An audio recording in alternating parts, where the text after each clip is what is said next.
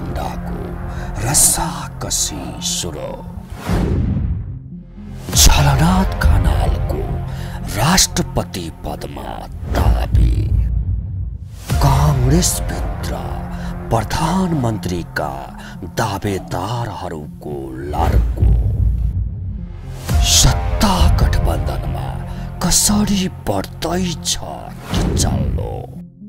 कांग्रेसमाथि किन खनिनु भयो झलनाथ खनाल। सत्ता गठबन्धनभित्र उत्पन्न किचलो विशेष द न्यूज रूपया।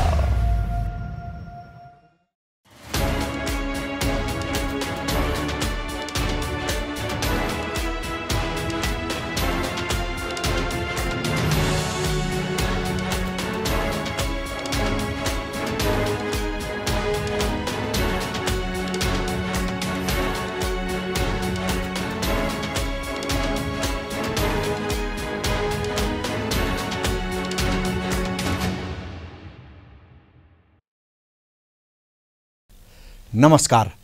खास न्यूजको बहुकोणीय चिरफार गर्ने कार्यक्रम द न्यूज रिभ्यूको आजको अङ्कमा स्वागत छ। म सन्तोष पोखरेल।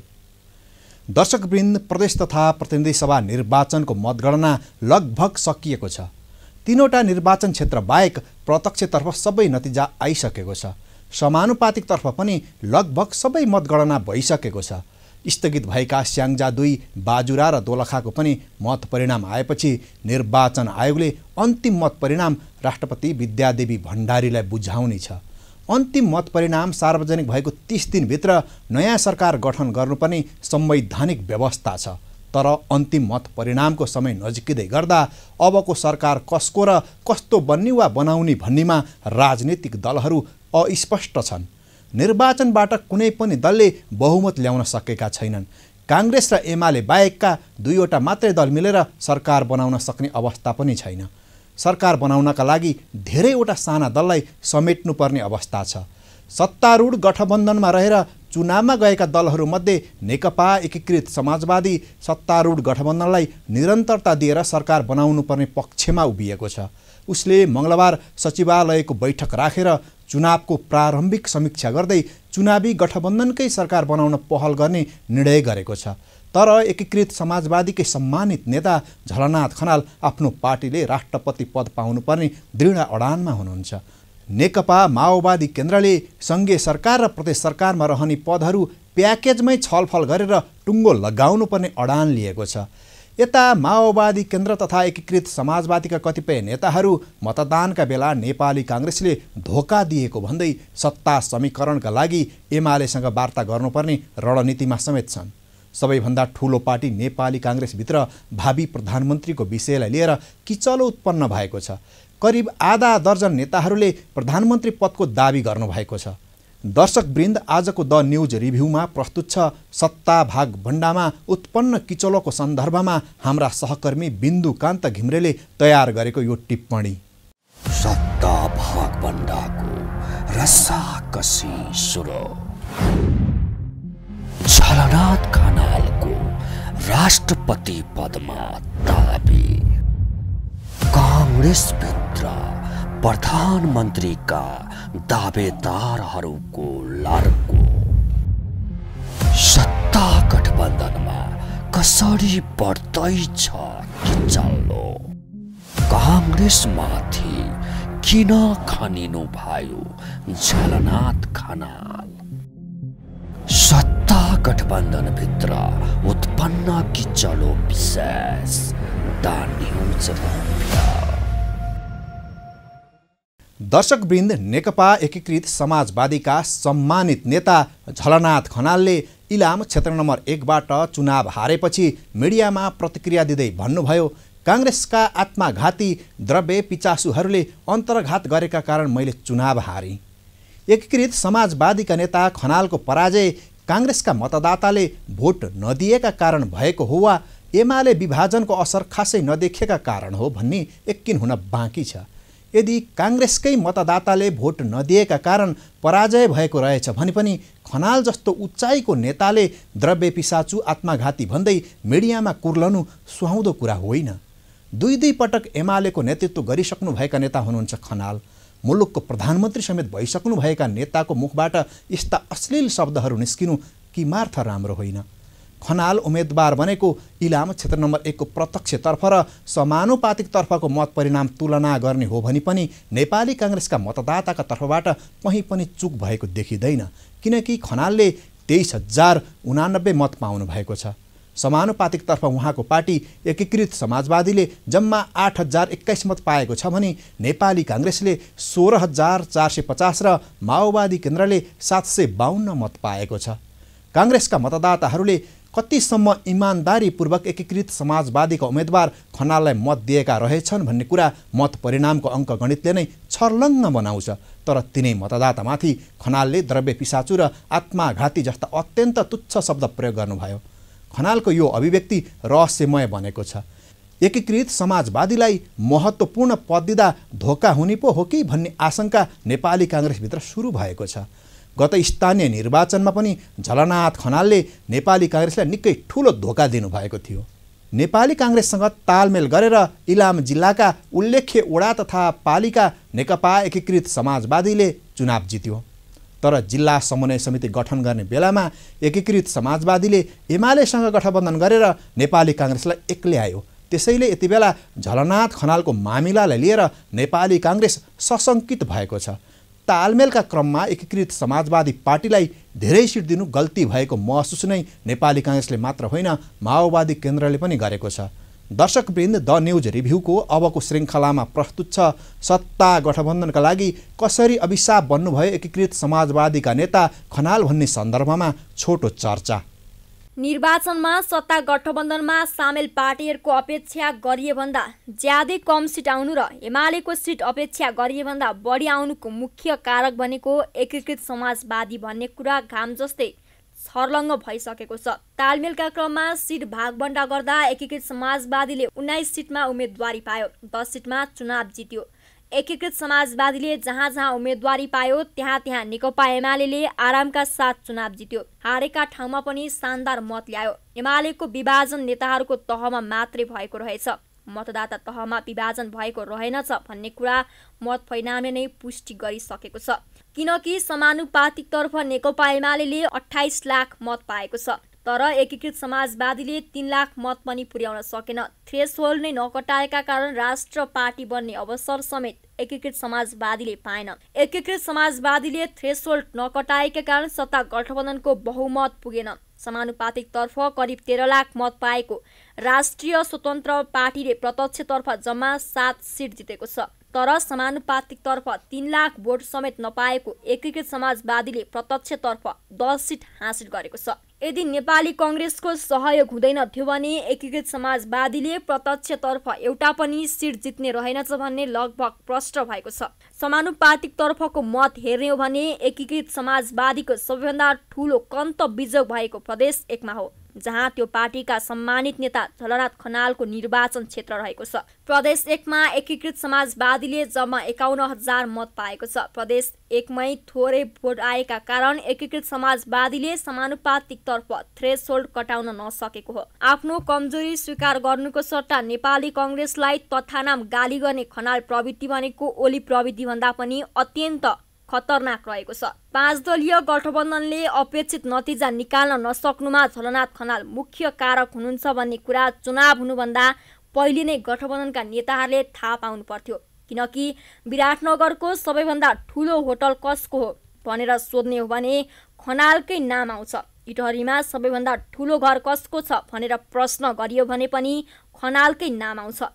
लुम्बिनी अन्तर्राष्ट्रिय विमानस्थल निर्माणको ठेकेदार को हो भनेर प्रश्न गर्ने हो भने पनि खनालकै छोराको नाम आउँछ। सर्प पाल्ने भनेर राज्यको ढुकुटीबाट 71 करोड रुपियाँ हात पार्ने नेता को हो भनेर प्रश्न गर्ने हो भने पनि झलनाथ खनालकै नाम आउँछ। स्वास्थ्य उपचारका लागि राज्यको ढुकुटीबाट सबैभन्दा धेरै रकम लिने नेता को हो भनेर प्रश्न गर्ने हो भने पनि खनालकै नाम आउँछ।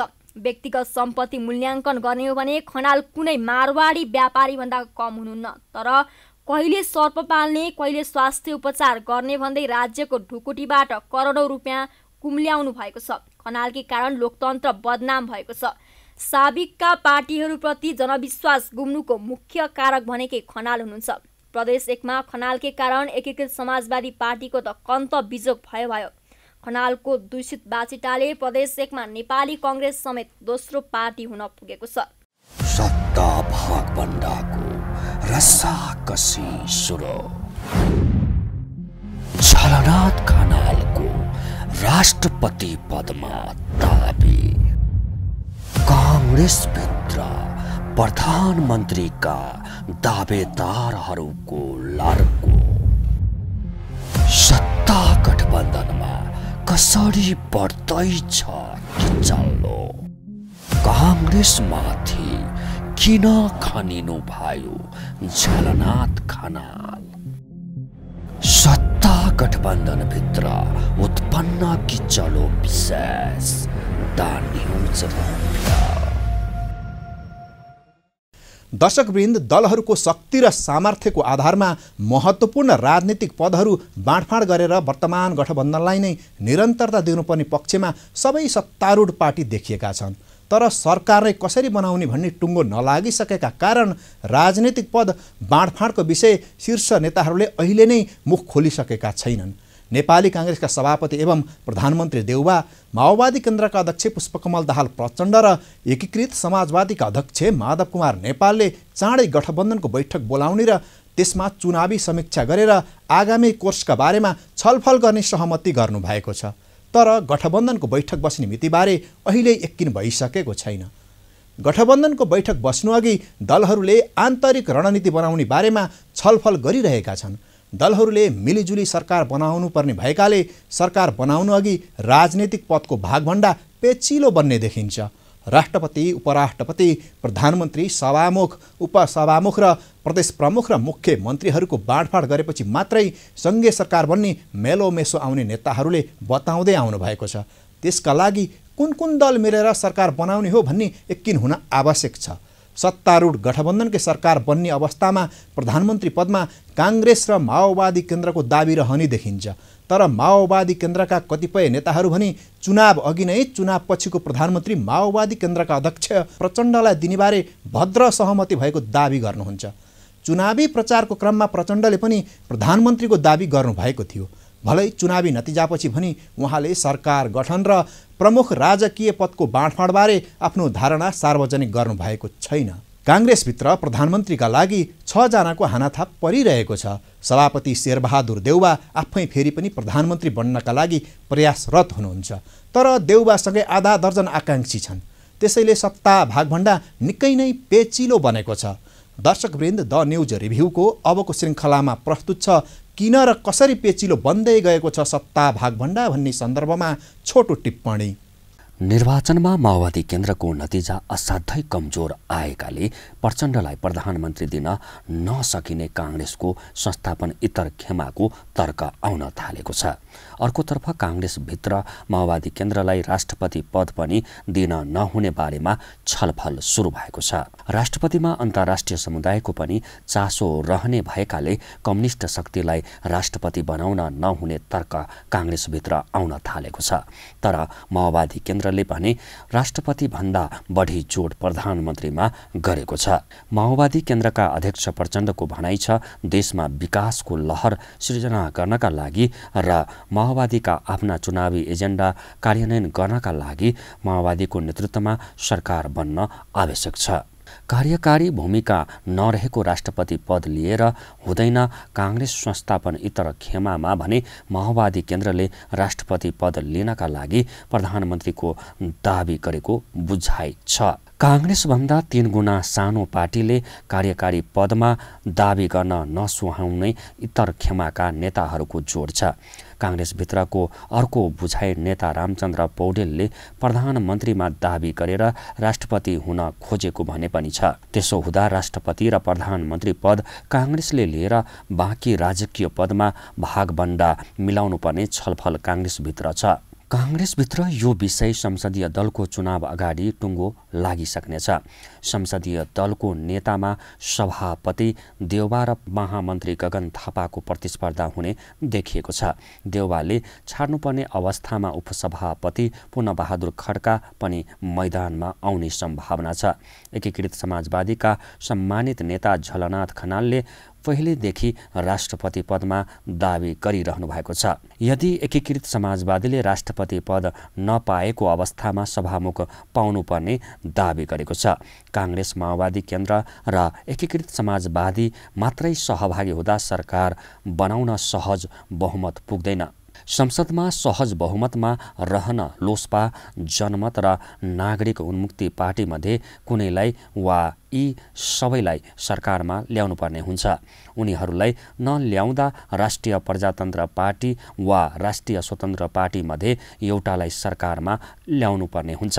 पद बाँडफाँडको क्रममा उनीहरूको माग पनि सम्बोधन गर्नुपर्ने अवस्था रहन सक्छ। कतिपय राजनीतिक विश्लेषकले भने पहिलो 1 वर्ष काङ्ग्रेस सभापति शेरबहादुर देउबा प्रधानमन्त्री भएर प्रचण्डलाई सरकारको नेतृत्व हस्तान्तरणको सहमति गरेर तत्कालका लागि प्रधानमन्त्री र राष्ट्रपति दुवै काङ्ग्रेसले नै लिन सक्ने पनि बताउनुहुन्छ। त्यसो हुँदा काङ्ग्रेसलाई नेताहरूको व्यवस्थापन केही सजिलो हुने उनीहरूको विश्लेषण छ। अर्कोतर्फ नेकपा एमाले पनि सरकार बनाउनको लागि पहल गर्ने भनेको छ। एमाले सरकार बनाउन बहुमत पुर्याएको अवस्थामा एमालेको अध्यक्ष केपी ओली प्रधानमन्त्रीको दावेदार हुनुहुन्छ। एमाले सरकार गठनको बहुमत पुर्याउन माओवादी केन्द्रलाई फर्काउनु पर्ने हुन्छ। ओली र प्रचण्ड बीचको तिक्ततापूर्ण सम्बन्धलाई हेर्दा यो विकल्प त्यति सहज भने देखिँदैन। राजनीतिक वृत्तमा चर्चा चलेको अर्को विषय छ माओवादी केन्द्र र एकीकृत समाजवादीको एकीकरण। हुन त चुनाव अगाडि नै दुवै पार्टीले एकताको लागि छलफल एकता संयोजन समिति पनि बनाएका थिए, तर त्यति बेला उक्त समितिले खासै काम गरेको थिएन। सत्ता भागभण्डाको रस्साकसी सुरु। झलनाथ खनालको राष्ट्रपति पदमा दाबी। काङ्ग्रेसभित्र प्रधानमन्त्रीका दावेदारहरूको लड्को। सत्ता गठबन्धनमा कसरी बढ्दैछ किचल्लो। काङ्ग्रेसमाथि किन खनिनु भयो झलनाथ खनाल। सत्ता गठबन्धनभित्र उत्पन्न किचलो विशेष द न्युज रिभ्यू। दर्शकवृन्द, गत मङ्गलबार झापाबाट काठमाडौँ विमानस्थल उत्रनुभएका नेपाली काङ्ग्रेसका महामन्त्री विश्वप्रकाश शर्मा सिधै अर्का महामन्त्री गगन थापाको घरमा पुग्नुभयो। उपस्थित मिडियाकर्मीसँग महामन्त्री शर्माले भन्नुभयो, मैले चुनाव अघि नै अबको प्रधानमन्त्री गगन थापा भनेको हुँ। आज पनि उहाँलाई संसदीय दलको नेताका लागि उम्मेदवारी दिन आग्रह गरेँ। तपाईँ उम्मेदवार नहुने हो भने म उम्मेदवार हुन्छु भने। त्यसो त आम निर्वाचनका क्रममा प्रतिनिधि सभा सदस्यका लागि भोट माग्दा नै काङ्ग्रेस महामन्त्री थापाले प्रधानमन्त्रीको उम्मेदवार हुने घोषणा गरिसक्नु भएको थियो। तर यथास्थितिमा गगन थापा प्रधानमन्त्री बन्ने सम्भावना छैन। उहाँका लागि चुनौती धेरै छन्। गगन थापाका नाममा धेरै ठुलो किचलो हुने सम्भावना छ। दर्शकवृन्द, द न्युज रिभ्यूको अबको श्रृङ्खलामा प्रस्तुत छ भावी प्रधानमन्त्रीको विषयलाई लिएर काङ्ग्रेसभित्र उत्पन्न किचलोका सन्दर्भमा छोटो चर्चा। नेपाली काङ्ग्रेसका वरिष्ठ नेता रामचन्द्र पौडेलले आफूलाई भावी प्रधानमन्त्री भन्दै प्रतिनिधि सभा सदस्यका लागि भोट माग्नु भएको थियो।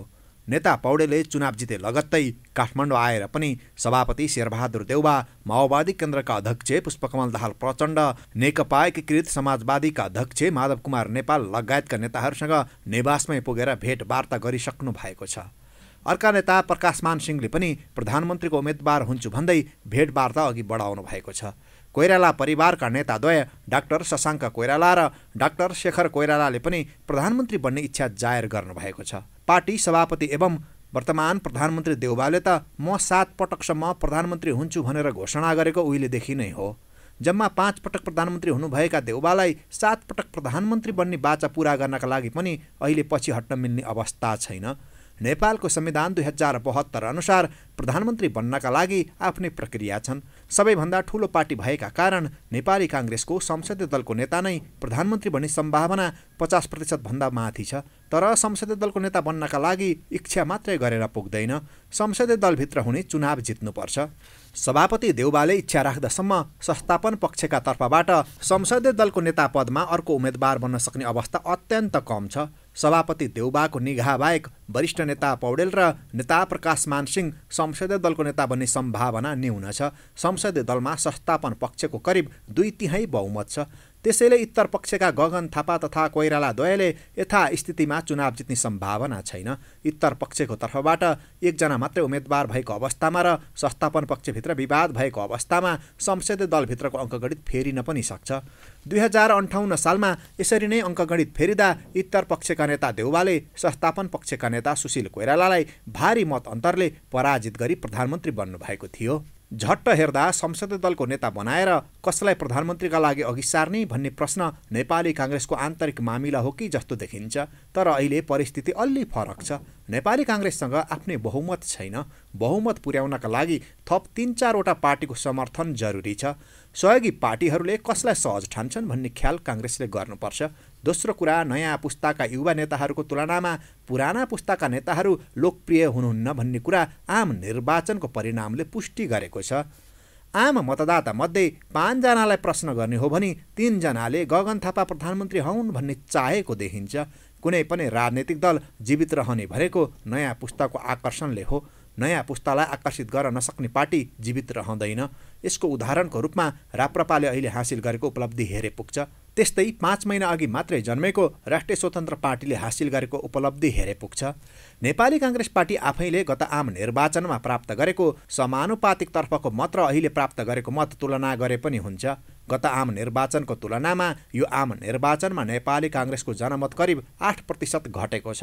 काङ्ग्रेसका लागि यो ओह्रालो यात्रा सानो होइन। 7 पटक प्रधानमन्त्री बन्ने आफ्नो बाचा पूरा गर्न पार्टीको यो ओह्रालो यात्रालाई निरन्तरता दिने कि अब जनताबीच लोकप्रिय नयाँ पुस्तालाई अघि सारेर पार्टीलाई जोगाउने भन्ने कुरामा काङ्ग्रेस सभापति देउबा स्पष्ट हुनु जरुरी छ।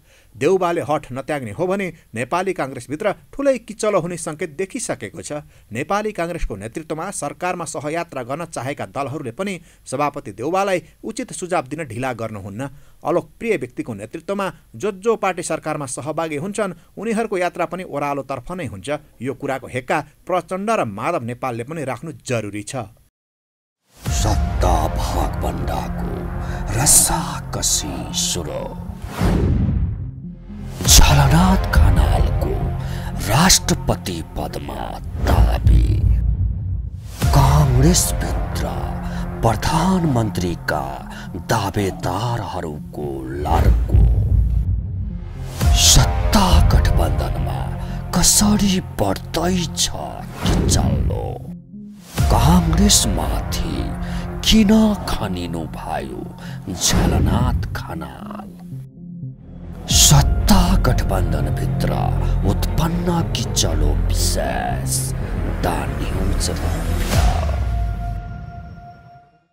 दर्शकवृन्द, जनाधिकार स्थापनाका लागि यति ठुलो सङ्घर्ष गरेका पार्टीहरूको मत आम निर्वाचनको तुलनामा उल्लेख्य घट्नु, तर तिम्रो अहिलेको मतलाई नै हामी अन्तिम मत बनाउँछौँ, अब तिमी र तिम्रा सन्तानले कहिल्यै पनि मतदान गर्नु पर्दैन भन्ने एजेन्डा बोकेको राप्रपाले गत आम निर्वाचनको भन्दा तेब्बर मत बढी ल्याउनु सामान्य सन्देश होइन।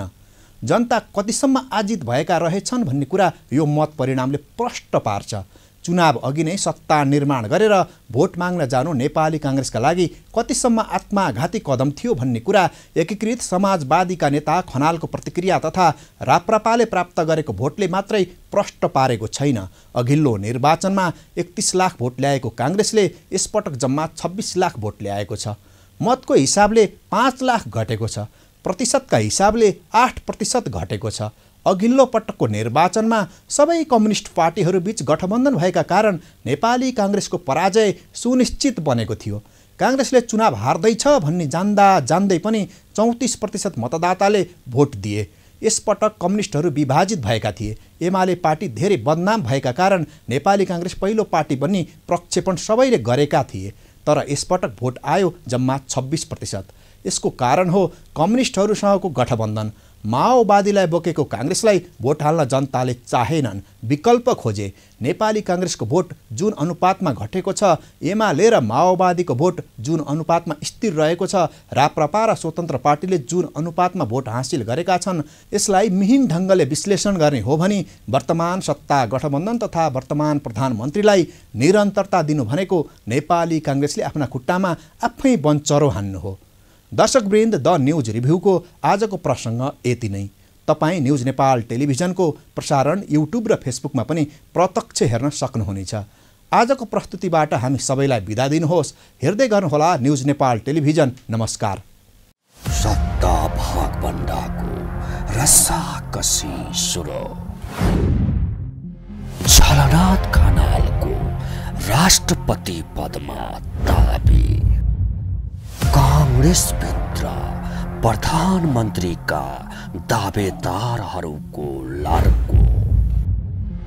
सत्ता गठबन्धनमा कसरी बढ्दैछ किचल्लो। काङ्ग्रेसमाथि किन खनिनु भयो झलनाथ खनाल। सत्ता गठबन्धनभित्र उत्पन्न किचलो विशेष द न्युज।